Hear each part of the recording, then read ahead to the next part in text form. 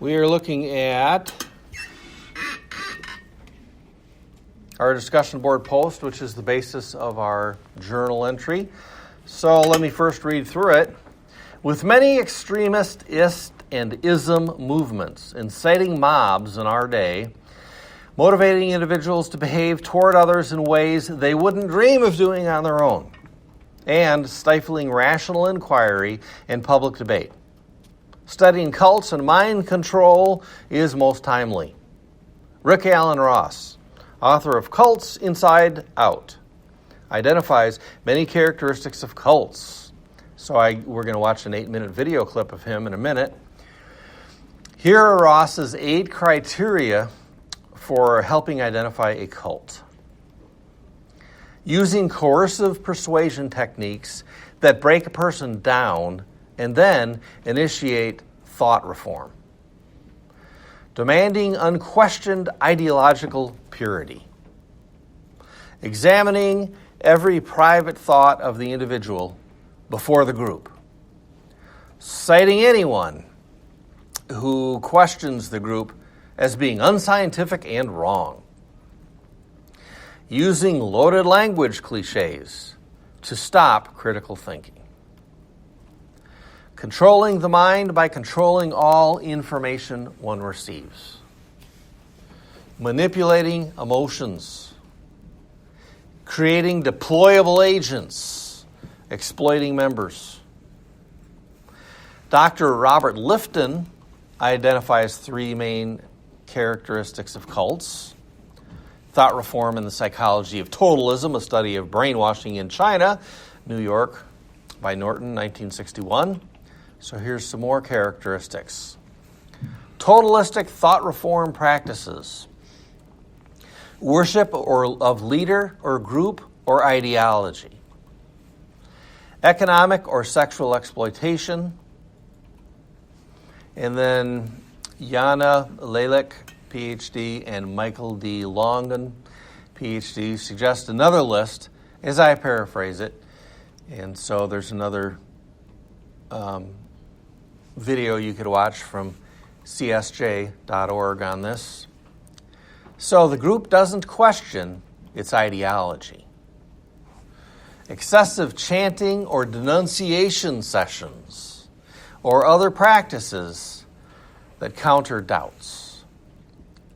The leadership or ideology dictates thoughts, feelings, and actions. The ideology, the group, the leader, is on a mission to save the world, having an elitist status.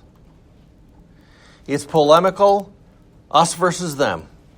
Quote, the leader is not accountable to any authorities, unlike, for example, teachers, military commanders, or ministers, priests, monks, rabbis of mainstream religious denominations, end quote. The ends justifies means mentality has members performing acts they wouldn't even consider doing on their own. Shaming manipulates behavior. The member is subservient, radically altering one's previous way of life. Members see no other viable alternatives to the group's view, fearing reprisals for simply considering otherwise. Using lists like these, classic cults already have been identified and thoroughly studied. For example, Krishna Consciousness, Jonestown, Charles Manson, Unification Church, Scientology, Shinrikyo, Heaven's Gate, Leninism, Maoism, Kabbalah, Thelma, OTO, and other secret societies. If one substitutes an ideology for a leader, other cult-like movements have been carefully investigated, like various totalitarian movements, the French Revolution, Marxist revolutions, and even apocalyptic groups using violence in destroying the world to renew it, like Al-Qaeda and ISIS. Though not often thought of as cults, These movements share many attributes with classic cults. Again, this is evident by substituting the group's ideology with a revered leader. Let's employ the lists above in identifying cults less well studied. What popular movements of today might we suspect of using brainwashing techniques, thought reform programs, but which haven't been much studied as cults? So this especially could be your journalism question for the week right there. Consider some contemporary and popular movements. There's one called BAMN, B-A-M-N, By Any Means Necessary, is contemporary. Though it's not popular, it is generally part of the much larger movement Antifa, the anti-fascists, which supports the truly popular contemporary phenomena of socialism. BAM might qualify then as a little-studied contemporary cult. One might establish a case for the regressive left or the alt-right movements of other movements as well. Are you a cult member? Having been indoctrinated and intimidated into submission, believing by groupthink rather than by evidence and truth, blind belief, submission to the mob, and their thought police means one makes personal and professional decisions against nature according to a lie. Here's a test you can run on yourself. Number 1, identify any topics I unquestioningly and very emotionally hold opinions on that I'm not an expert in, that all my friends likewise hold. Number 2, listen to arguments from intelligent and informed persons holding the contrary view, without screaming expletives or making ad hominem attacks. It doesn't follow that one should believe only what can be proven with reasonable certainty by science. That's dogmatic scientism. Or that one shouldn't learn from authority and culture. That's radical individualism, collapsing education. Trusting proven authority and believing what one can't establish need not preclude open inquiry. Thomas Aquinas required students to argue the pro and the con of any issue, differentiating between doctrines that can and can't be established by reason.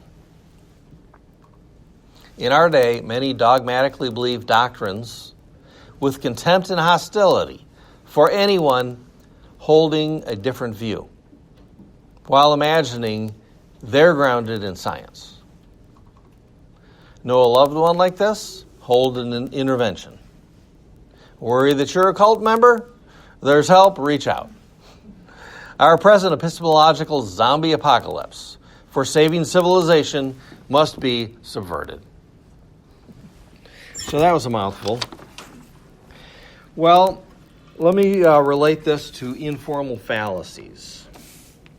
So in logic, we have formal fallacies. That means there's a problem with the form of the argument. Things like that are black and white. There's not a question about it.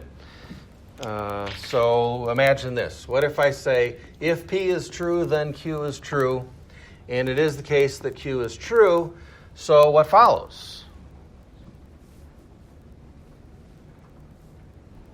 Now, it's good that there's silence, because what you might be tempted to say is, well, P follows. Now, if you think that, this says if P is true, then Q is true. Well, Q is true, so many people will fall for this thing called the fallacy of affirming the consequent. And you'll say, well, it follows then that P is true. But that does not follow. In my saying it doesn't follow, that's an objective matter. So if you disagree with it, you're wrong. End of story. So there are things like that. You see, the problem here was the form. This form is fallacious. we could show with truth tables that it does not follow. You see, I said if P is true, then Q is true. I didn't say anything about whether Q is true or not. I didn't say what happens if Q is true. So it's posited that Q is true. Okay, nothing follows from that. We don't know. Maybe P is true, maybe P is not true, whatever. Okay, but there could be something that's called an informal fallacy. So here's one. What if I say, if P is true, then Q is true. And I say, well, it is the case that P is true. Okay, what follows then? I said, if P is true, then Q is true. Well, P is true. What follows? So Q is true. Yeah, that's a valid form. This form is valid. But what if there's something not valid with this argument, not having to do with the form, because the form is valid? It still might be that the argument is not sound, though. Why? There could be something invalid about it that's informal, not to do with the form.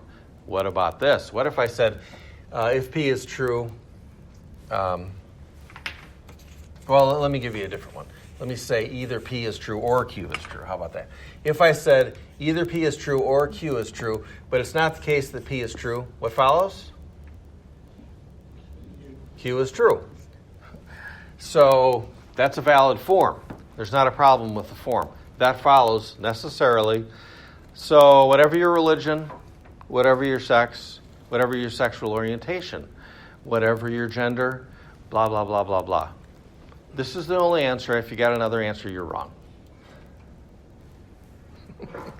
So it's kind of nice to know there are some things that are true in the world, right? So there's lots of cases like this. This is a valid argument. But what if there's a problem with this argument? Well, it's not with the form. What if it's something not to do with the form? Look at this. What if also there's another alternative like R? Either P or Q is true, or R could be true, and I didn't mention that the first time. Okay, so now, well, we know P isn't true. Okay, well, then we don't know that Q is true. Maybe Q is true, or maybe R is true. We don't know. So here's an example that the problem has to do not with the form, but something not with the form. So it's called an informal fallacy. I didn't list another alternative that is a viable alternative. That's a problem, right? So there are other kinds of informal fallacies too. So that, by the way, that was called false dichotomy. I made this dichotomy. It's either this or that. That's false because there's another alternative that I didn't mention. So this is called the fallacy, the informal fallacy of false dichotomy. Okay, so there are other informal fallacies too. What about the appeal to pity? Now, any of these arguments, they're very effective. So if what you want to do is trick people, just get people to agree with you, to go your way, and you don't really give a flip about the truth, these are really good techniques to use. All right? But hopefully you do care about the truth and you don't just want to deceive people. So, but they are very, very effective, and they're used all the time. So here's this one called appeal to pity. So that means you find somebody who is presenting your cause that can't be argued with, because this person is really in a sad state. So nobody is going to argue against what the person is saying. They're just going to go along. Because if you argue against this person, it looks like you're a monster. You can imagine an example, one out of your textbook. Somebody is, let's see, what was it? Their mother dies, or no, they have a loved one who dies. And their house burned down. And in the same week, they were being accused at work at the bank of embezzlement.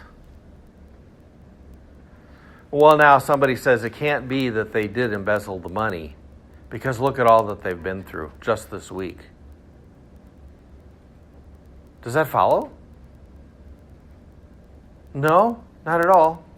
You know what? Maybe they went through a lot and now they need the money so badly that they couldn't resist and they did embezzle the money. Right? Okay, but who wants to argue against this person? Let's say this person was really loved, you know? So that happened with Jerry Sandusky, the football coach of, Pennsylvania, right? University of Pennsylvania. Anybody know what I'm talking about?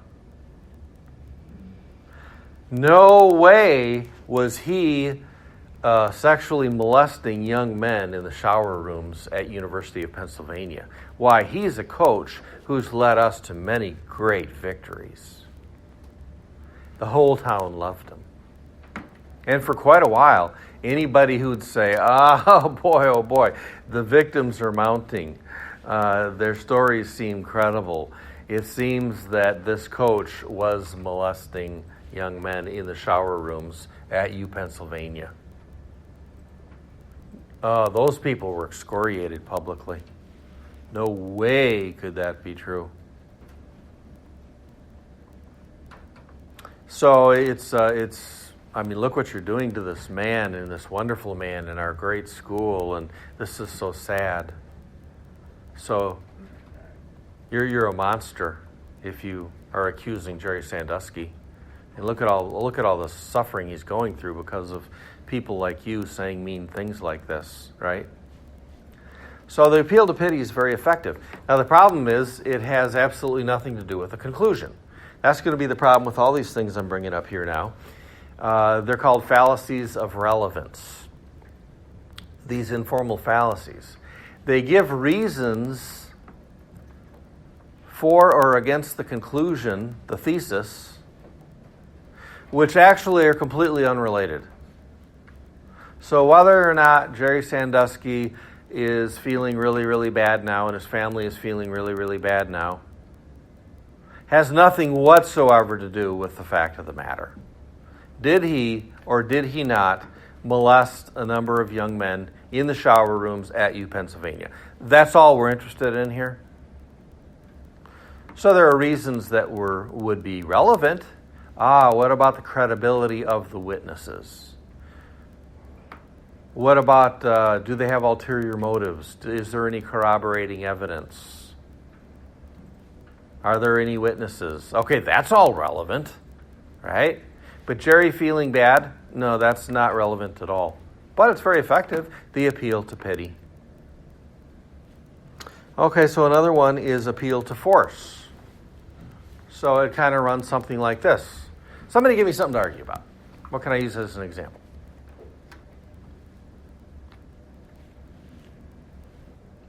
Now that I told you I'm recording and I'm holding this thing, nobody wants to talk. Okay, yeah, what? Somebody give me a topic, will you? Pro-life. Pro-life, okay. So am I for it or against it? Against.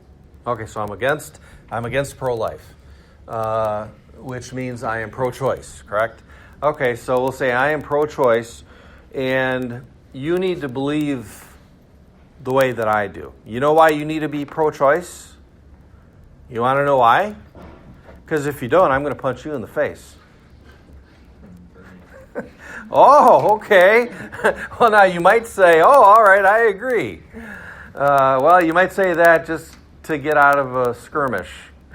But, that has nothing whatsoever to do with whether or not the moral option should be in society, the pro-choice position or not, right? That's just utterly irrelevant. So another one is the appeal to the people. So this happens all the time, so it can be direct or indirect. So if it's direct appeal to the people, you're saying, hey, you want to be cool too, right? Everybody's doing it.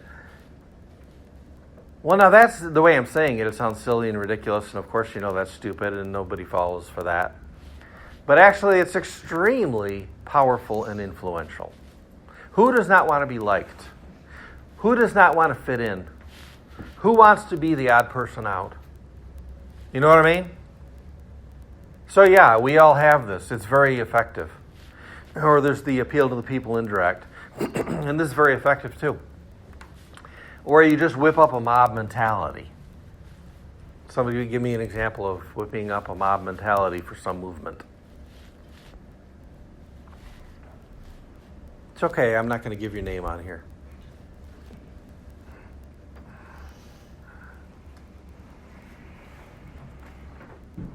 The mob is going nuts. You start hollering, you start saying something. Yeah, like what? What topic are we on here? Trying to boo somebody out of there. Okay, what topic? I was going to say, continuing along the pro-choice line, we could say that people outside of the abortion clinic screaming at people. Okay, so for or against? Either way. I mean, let's say against. Yeah. Yeah, so either way. For it. What's that? They're for pro-life at that point. Oh, okay, so they're for pro-life. So let's say that they create this mob mentality, and everybody keeps yelling some chant, right?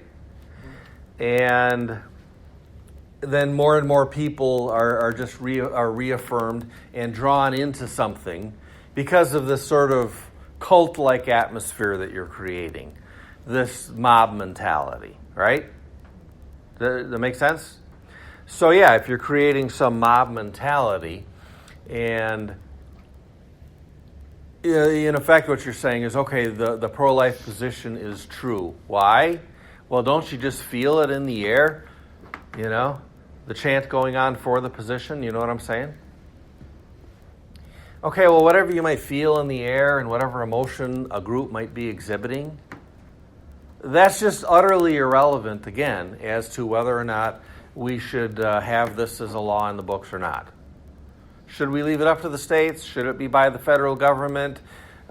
Should it be by what trimester? Should it be totally banned? Should there be exceptions? You know, the mob mentality and emotional state of this group of people, that has nothing to do whatsoever with how we should be thinking on this issue. Does that make sense? It's totally irrelevant. Oh, but is it powerful? Right? Oh, yeah. Oh, it's powerful. So all these techniques, they're very effective. They're very powerful. But when it comes to reason, they're irrelevant. Okay, so finally, there's a whole bunch of these. But they're in your in resources where it says logic. You have everything you need there, including a screencast, including written directions, including a computer program, including copies of problems, including audio of me working those problems, many of them. You got everything you need right there in that folder in resources. It's called Logic. That'd be a fun way to spend your spring break. All right, so finally an ad hominem argument. So that just means you're arguing against the person. So can somebody give me an example of that? Where I'm not going to argue substantively with the issue. I'm just going to argue against the person that's raising the issue. Somebody give me an example. Yeah. I think Michigan needs to take guns away from people. Okay, so Michigan needs to take guns away from people. Now, who's saying it? Is there anybody that... That was just Okay, so let's have a politician or some figure saying that, so I can attack them personally. Who's the mayor? Governor of the city. What? The mayor of the city or something. Or the governor. The governor? Yeah, the governor. Okay. So somebody say something nasty against our governor. And you're being recorded. What's that? Okay, we'll just call him trash. All right. So anyway, let's say that the government was calling for the confiscation of guns against the Second Amendment. And so I could give relevant reasons. There could be relevant reasons for and against, right? So we could argue like, well, this is a good policy because so many people are killed by guns, even accidentally, and one death is too many, and sure, people can be told to use them responsibly, but often they don't, and they leave loaded guns sitting around. And so, even accidentally people are killed, or somebody has somebody breaking into their house. and not realizing it actually was their kid who was, out partying late and wanted to trick Dad and was coming in through the kitchen window, and Dad is tired and just woke up, and his first reaction is grab that gun and he blows off his kid's head. This stuff happens, right? Okay, are these relevant reasons as to why we might want to consider banning guns, confiscating guns, right? Okay, now on the other side, we can say, well, okay, Chicago does have like the strictest gun laws in the nation almost, or if not the most, and yet they have thousands of people, especially minorities, being murdered every year. So, you know what? Felons who are intent on murdering and breaking the law in a number of ways, they don't care what the law is. That's obvious. So they know that they're the ones carrying the guns, nobody else is. So they have far less to fear in breaking into homes and attacking people. But if Chicago did not have such strict gun laws, well, that would mean that people are not such sitting ducks. Because then you might think twice before breaking in. The other thing is that the vast majority, 90-some%, of mass murders are done in gun-free zones. Now, we had an example of a month or so ago in, I think it was Texas or Kansas, where somebody went into, I think it was called Christ the King Church, something like that. And the guy obviously was intent on murdering a lot of people in the church. And so he pulls out his shotgun from his long coat, and he does manage to shoot 2 people dead. But in the process, there were 5 people packing heat in the church who all stood up and pulled their guns out. One of them shot that guy dead instantly. And so in all likelihood, there would have been far more people murdered if it weren't for there being people carrying guns on them. So there actually are lots of cases like that, and typically those are the cases not brought up by the media, only the other cases. Okay, so have I given reason? Now, it doesn't mean I've given reasons on both sides of the argument, right? Have I given relevant reasons, or have my reasons been irrelevant to the argument? They're relevant. Here's some things to consider why you should be thinking we need to change the Second Amendment. Hey, here's some things you should consider as to why we should keep the Second Amendment. That's all relevant. Everything I've said is completely relevant. Now, it hasn't solved the issue. Still got to keep thinking, right? Okay, but what if I said this? Okay, let's say that the mayor or the governor said that we should confiscate guns and change the Second Amendment. Be a sanctuary city for, not for guns. Gun-free state, right? Well, he's an idiot. She? Whatever state we're talking about, our state then. Okay, well, she's an idiot. I mean, all I did is insult her. I didn't give any reason at all, right? Okay, but now if you keep going along those lines, again, it can be very effective. You just keep running that person down, nasty insults, on and on. I'm not getting very creative with it here. But anyway, if you do that, yeah, it can be very effective in changing people's minds. Except it has absolutely nothing whatsoever to do with the issue. Whatever her IQ level is, I don't care. That has nothing to do with it. I want to know what are reasons for, what are reasons against. Should we vote for this? I'm not interested in how she looks. I'm not interested in her IQ. I'm not interested in her sex life. All this stuff, I don't care. Okay, maybe in some other ways I might be interested, but anyway, as far as this topic goes, it has nothing whatsoever to do with anything. Know what I'm saying? So these are all informal fallacies. The ones I'm giving you now are fallacies because they are irrelevant. Another one is finally, argument from an illegitimate authority. Now, if you are arguing from an authority on the subject at hand, that is relevant. You see, there's lots of things that all of us cannot have an especially informed opinion on. You're not an expert. So, I mean, if you talk to auto mechanics and ask them, oh, how's your day going? Do you often get customers who kind of argue with you about your diagnosis of the problem because they're like a Saturday garage mechanic and they've got their ego on the line and they're kind of telling the mechanic what actually is going on, and the mechanic is sort of shaking their head, trying to be polite, realizing they're talking about somebody who doesn't really know the next thing about the mechanical issue at hand. You know what I mean? Okay, so you know what? If I'm so I like to tinker on my motorcycle engines, you know, and so I pulled the head off so I could adjust my valves, and in doing that, when I was putting it back on, I tightened one of the bolts too much.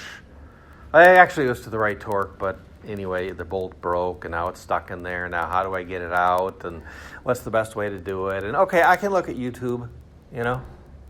I can get some ideas. I can buy some tools and try. I did. Well, you know what I ended up having to do? Just to take the casing off of the engine with a broken bolt in the head and bring it to... I ended up just bringing it to the GRCC shop at MTech, understanding that I'm a dumb shit, okay? And I don't know what I'm doing. And so when he gave suggestions as to what he was going to do, he actually spent, it only took him, it did take him some fiddling around. It took him, 10 minutes, 15 minutes. Well, he took care of it because he knows what he's doing. I don't. Now, at least I have this good grace. I try to know when I don't know. I try to understand that there are things that I don't understand. So there are authorities on things. And so he was an authority, and so I trusted him. And, he was great, and he knew what he was talking about in this field, and he took care of it. Okay? So this is this argument from authority. What it's not saying is, hey, don't follow authority. Do everything on your own. No, that's not possible. To learn anything. Whatever you have, whatever you want to learn, so many things. You need to go to an authority, and you need to have the humility. Sometimes to shut your mouth, right? Listen up. On some things, do as you're told. None of us like that, right? Yeah, well, sometimes that's just what you need to do before you can then be in a position to even have anything worthy of hearing. You know what I'm saying? So you can imagine it in some the hard sciences, right? Well, you know what? After you've had, let's say, 10 years of college math, and you've done well with it, okay, perhaps now you're in a position to make a contribution. Before that, you probably are just going to need to do as you're told. Ask questions humbly. Know that you don't know what you're talking about. And listen up, take notes, do as you're told. I'm deliberately making this sound rather authoritarian, just to get under your skin. Because so many of us, we don't want to listen to authority on anything. We know everything about everything, right? Well, we know that we don't, but we don't like being told that we don't. So that's not a problem, listening to a valid authority. Okay, what if you're listening to an invalid authority? Somebody who's not actually an authority on the subject under question. Well, let me throw a spin here. So, I've taken a number of graduate ethics courses. Doesn't make me any super expert. But anyway, I remember back in graduate school in the, early 90s, and it just really struck me. Here I am listening to a brilliant man who is, an impeccable authority, in physics, in astronomy, cosmology, Carl Sagan. And he was talking ethics. And I just had to shake my head. Like, does he even understand Aristotle? I mean, has he hardly read him? Some of the arguments he's given are just pathetic. It was a long time ago. I forgot exactly what the topic was, right? So you can have somebody who's really smart and who is an authority in one field, but yet pontificates in a totally different field. Okay, well then they're just sort of like practically anybody else. I'm, happy to hear what anybody has to say. It's interesting, I'm a nice guy. I like to hear what you have to say. We can talk. But, don't come off with this air of authority and sophistication that anybody has to listen to you because you're so brilliant, right? This sort of elitist mindset that because they've established themselves in one field, therefore they're an authority in everything. You know people like that? Well, that's the fallacy of appeal to authority. You're appealing to somebody who's not actually an authority on what it is that you're talking about. So, pulling all this together, informal fallacies, along with techniques of cults, we have something, along a similar line of my Carl Sagan example. Things getting so politicized. Even science getting politicized.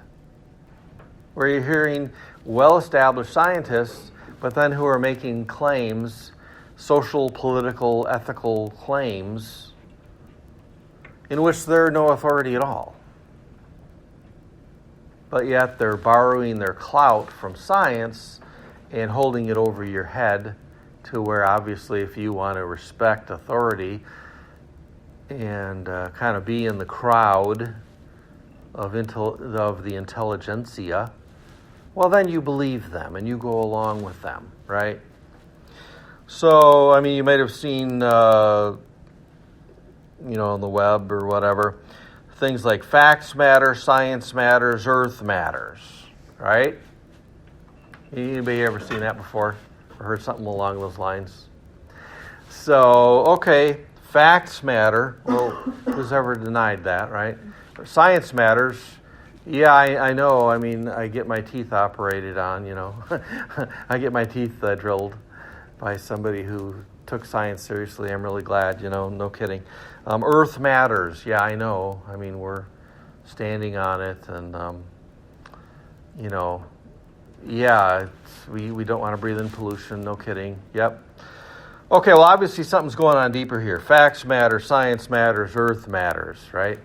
There's obviously something broader being promoted here, and we won't really go into what maybe that would be. That would be speculation, but it's interesting.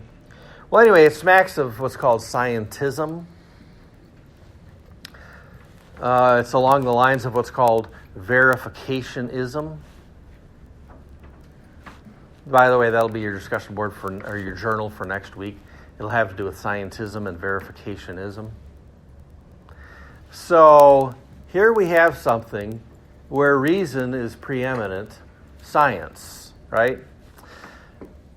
But then we can turn that into an informal fallacy to deceive people, arguing in ways that are irrelevant, even though they seem sophisticated, enlightened by the intelligentsia, by the elite.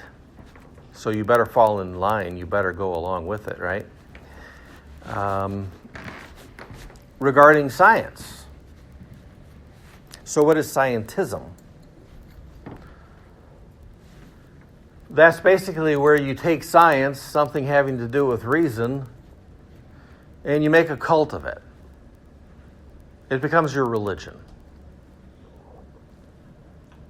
It's handled very much in the way a cult is handled. Actually, not scientifically at all. Maybe to serve some political agenda, some moral agenda. Now, we could just as well say the same thing on the other side of the coin. So you can imagine something religious, and you can have a religious authority. So, for example, the Pope. Well, if you're Catholic, do you take the Pope as an authority in Catholicism? Right? Well, anybody who studied just a tiny bit of world religions obviously knows the Pope is the chief, he's the head bishop of Rome, and he's the chief bishop, right? So, yeah, the Pope he is an authority in the Catholic Church. Matter of fact, the top dog, right?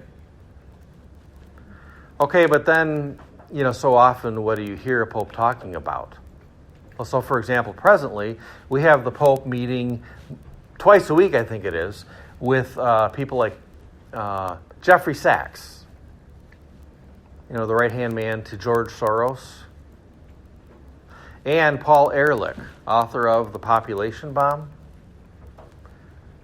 These people, have just completely political.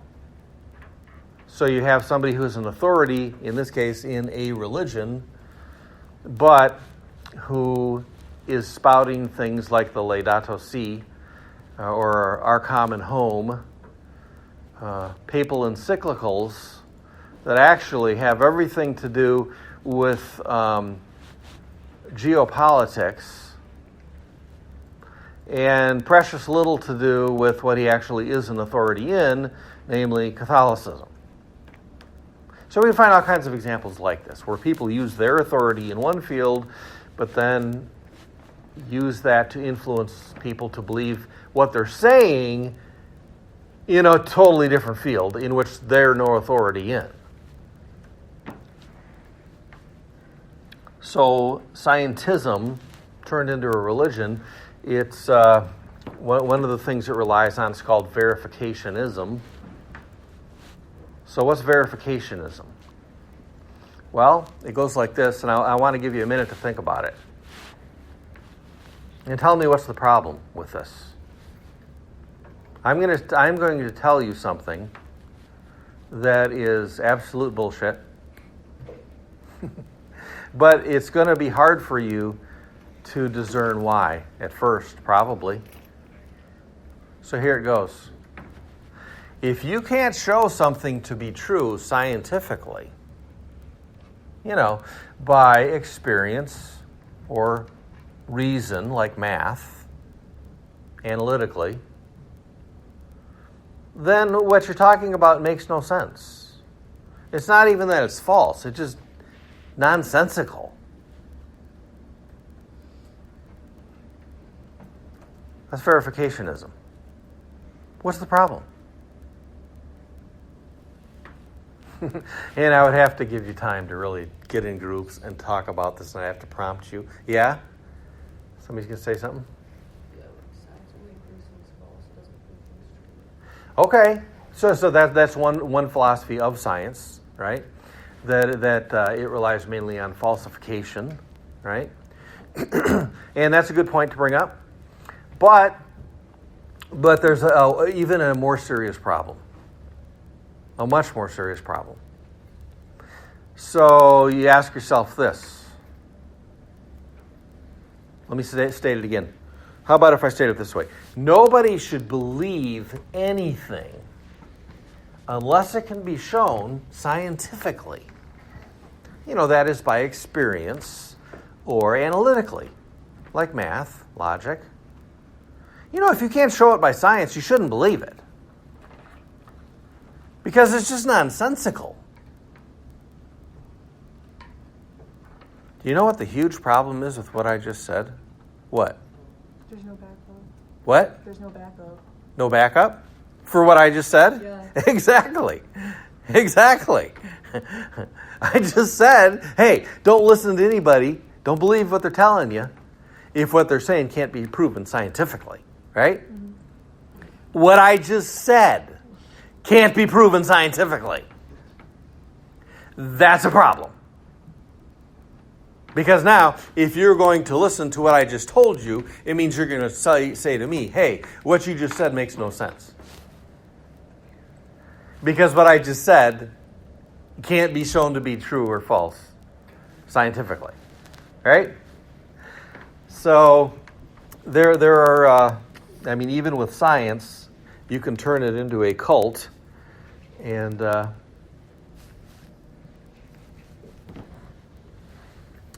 make an informal fallacy of it. But is it effective? Oh, yeah, it's effective.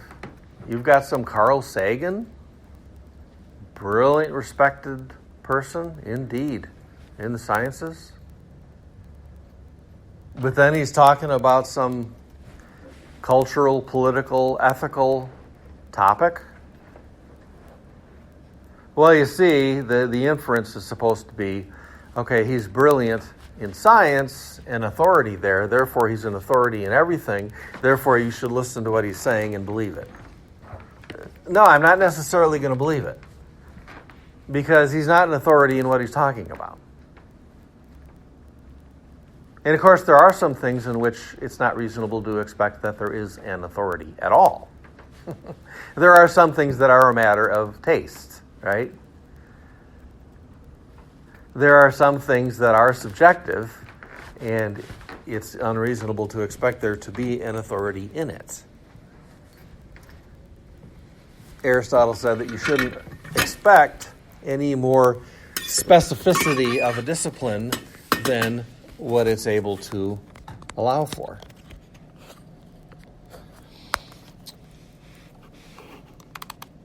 All right, I think that about covers our... Well, we could talk about any other things, though. Are there other isms or ists that are currently in vogue that, at least in their extremes, act as cults? Certainly socialists. Socialism? Okay. So, yeah, if you look at... let me expand it and just say deeper yet. Let's just say communism, because that makes it real easy for me, right? So if you look at communism and then you look at the history of it, you'll find tons of examples where have been communists who have been just lunatics. I mean, total mobs. And very violent ones, right? To where you need to believe our agenda because, and you can see the religious overtones, right? We're not going to call it the kingdom of God is coming. No, we're going to call it utopia is coming, right? And then we're not going to call it Satan is out to devour your soul and destroy you. No, we're going to call it the bourgeoisie, right? They're the evil scapegoat that's out to destroy you. And then we're not going to call it sin, right? But we're going to, it still plays the same role. There are the sinners. We're not going to call them that. We'll just say, those who are cooperating with capitalism to exploit the poor, right? Okay, then we have the saints. Now, we're not going to call them saints, the holy, godly ones that live righteously, that you need to learn from them, be influenced by them, follow their example. We're not going to use that, but yet it kind of plays the same role. So we're going to call them, the poor. It's almost like because you don't have money, it means you're a saint.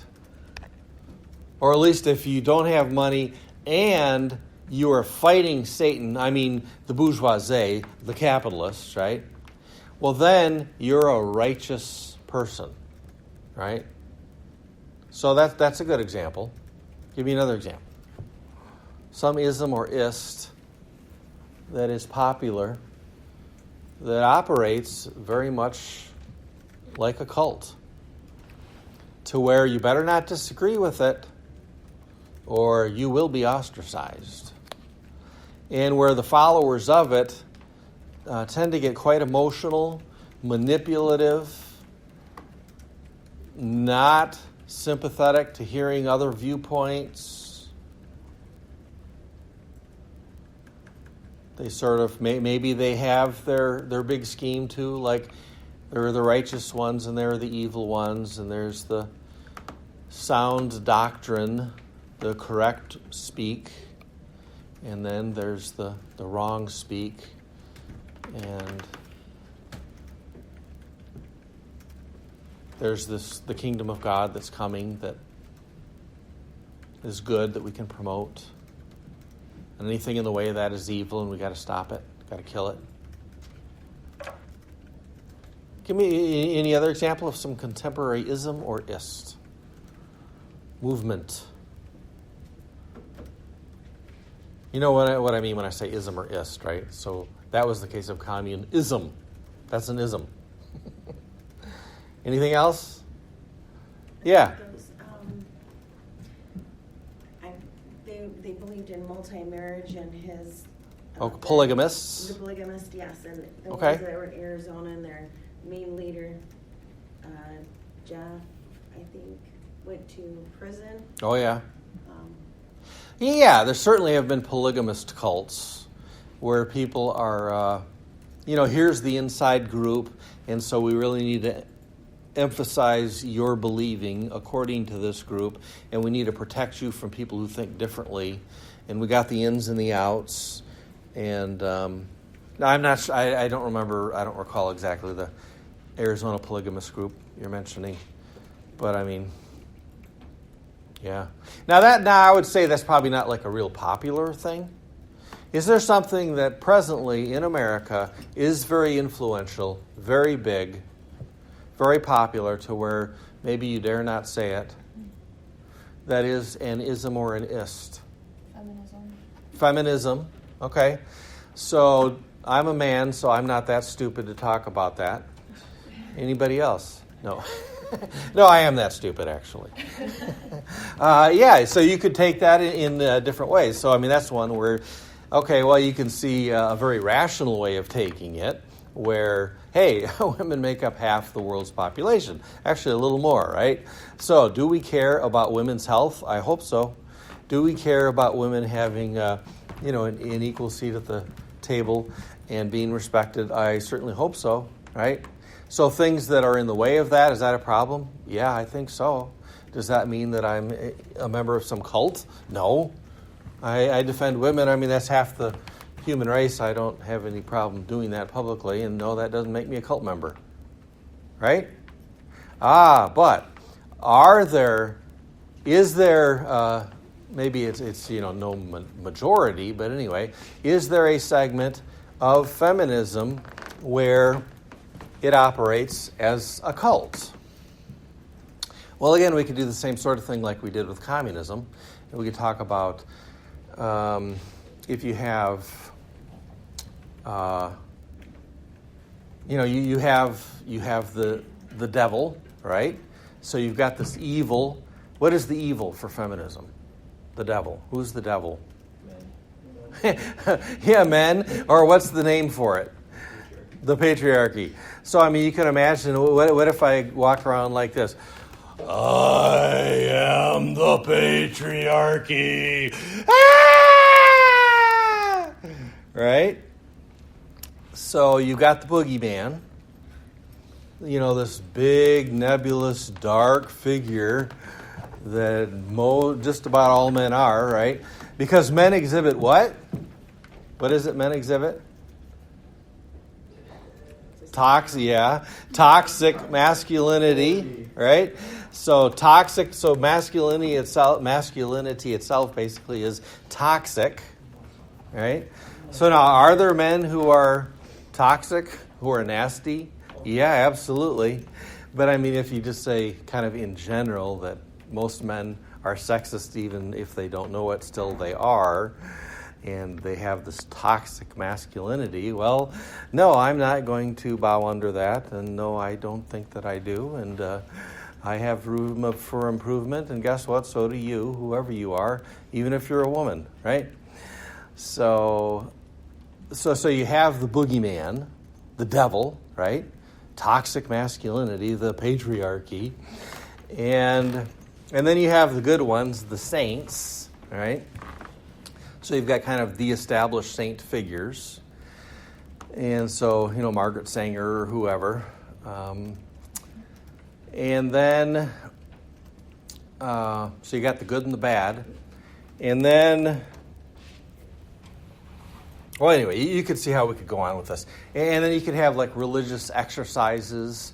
So if you have chants that you all get together in a group and continually spouting off these chants, maybe rhythmic, right? Anybody think of one? A feminist chant? Where you have a group of people identifying as feminists, whether they're men or women, who keep going round and round and round with some chant that they keep saying with lots of emotion in a big mob, right? Trash. What? Men are trash. Is that one of them? Yeah. Okay. Men are trash. How does it go? Chant men are trash. Okay, all right. I didn't know that one. Okay, so if you did that, and I haven't heard it, but I'll take your word for it. So if people are chanting, men are trash, men are trash, men are trash, men are trash, right? And so you're just whipping up this big mob mentality. It's very religious-like. Now, all you need to do is, if you take your clothes off and you got a fire there, and you got signs that you just turn it into a cult real easy, right? And so there were examples of that, where like when Kavanaugh was, at the Supreme Court. Now you can have reasons for or against why he should be elected, reasons for or against whether the testimony against him regarding rape, gang rape, were true or not, right? That's all fair game. That's all reasonable, right? But when you literally have examples of, like you do, you look it up on YouTube, right? Women on their knees in front of the Supreme Court door, scratching at it like cats and screaming their heads off. Right? That stuff is out there. I'm sorry, but I'm thinking somebody's a little unhinged here. Does that make me a sexist? No. Actually, I could turn that around on you real easy and say, you're the sexist one, right? Because you know what I think? I think women are just as rational and smart as men. You know what that means? I hold them to the same standard. So whoever you are, if I catch you on your knees in front of this door, screaming your head off, scratching at the door, you know what? I'm going to think I believe better than you. I believe better of you than that kind of imbecile, unhinged, degrading behavior that you're engaging in. But they might have been doing it for a reason. To get Well, a reaction, of course. well, yeah, one thing. Now, what if it's just a calculated thing, right? What if it's like, hey, I need to get my cause, shown, right? I need to get my cause on the news, and the way that I can do that is do something in order to get airtime, right? So that could be that, right? And so maybe that's where the screaming at the moon was. Did anybody hear about that? Where you had a group that would all get together, and they all literally were screaming their heads off at the moon. Now again, it could be, well, that was another one where they were doing this deliberately, right? Now there are other ones, though, where unfortunately we can't give them that possibility of maybe it's for a reason. So let's say take the president of Harvard was fired because of the feminist staff at Harvard. This is, 10, 12 years ago. So he was saying something, I forget exactly what it was. It had something to do with why don't we have more women in the computer sciences? And they were thinking maybe this, maybe that, maybe the other. Anyway, one thing he suggested, something maybe we could look into anyway. I don't know. It had to do with, what about just the biology of it? Are there reasons why maybe men tend to gravitate towards something like computer science and women don't? There could be, absolutely. It could be a sociological thing that they're made not to feel welcome, that they're not encouraged to, they're not drawn, but yet the men are. Yeah, that's possible. And here's another possibility. Well, anyway, for saying that, the full-time tenured women on the college campus there at that meeting actually were saying things like this. I was ready to vomit. I felt so faint and dizzy I could barely walk out of the room. But they did. And then got him fired.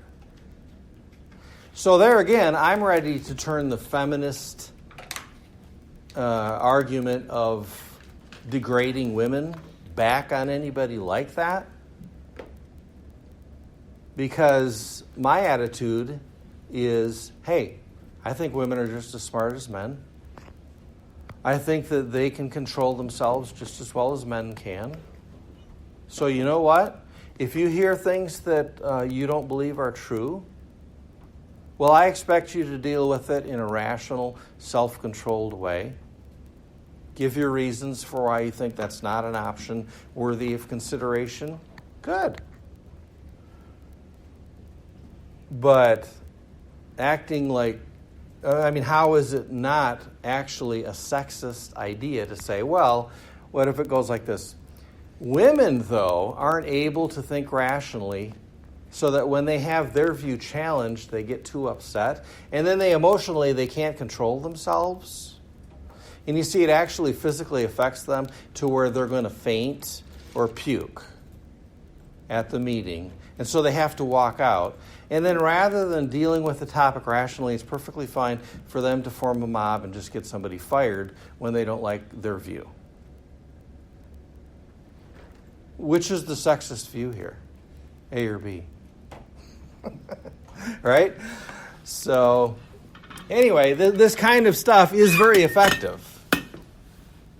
When you whip up this cult-like mentality and you use informal fallacies, it's very effective.